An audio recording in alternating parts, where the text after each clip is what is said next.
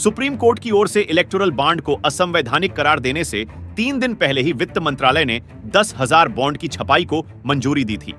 मंत्रालय की ओर से SPMCIL, security printing and minting corporation of India को 1 करोड़ रुपए की मूल्य के 10,000 चुनावी बॉन्ड की छपाई के लिए अंतिम मंजूरी दे दी गई थी। इंडियन एक्सप्रेस की रिपोर्ट में दावा किया गया कि वित्त मंत्रालय ने सुप्रीम कोर्ट के आदेश के 2 सप्ताह बाद 28 फरवरी को भारतीय स्टेट बैंक को इलेक्टोरल बॉन्ड की छपाई पर तुरंत रोक लगाने का निर्देश दिया था। सुप्रीम कोर्ट ने 15 फरवरी 2024 को चुनावी बॉन्ड को असंवैधानिक करार दिया था। रिपोर्ट में दावा किया गया है कि 10,000 बॉन्ड की छपाई की मंजूरी 12 फरवरी 2024 को दी गई थी। इंडियन एक्सप्रेस की रिपोर्ट में दावा किया गया है कि 27 फरवरी को वित्त मंत्रालय की ओर से SBI और दूसरे लोगों को ईमेल भेजा गया था, जिसमें चुनावी बॉन्ड की छपाई पर रोक लगाने का अनुरोध किया गया था। चुनावी बॉन्ड को लेकर सुप्रीम कोर्ट ने कहा था कि सभी को यह जानने का पूरा हक है कि राजनीतिक पार्टियों को कहां से चंदा मिल रहा है।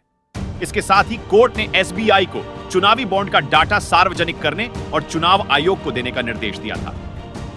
चुनाव आयोग ने 14 मार्च को इलेक्टोरल बॉन्ड से जुड़ी जानकारी को सार्वजनिक किया था। चुनाव आयोग ने सारा डेटा 2 सेट में अपलोड किए थे।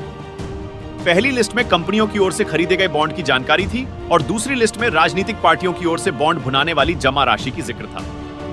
इसके बाद सुप्रीम कोर्ट नोटिस जारी कर SBI से पूछा कि उसने चुनावी बॉन्ड नंबरों का खुलासा नहीं किया है। कोर्ट ने कहा था कि SBI को यूनिक नंबर का खुलासा करना चाहिए क्योंकि वह ऐसा करने के लिए बाध्य है।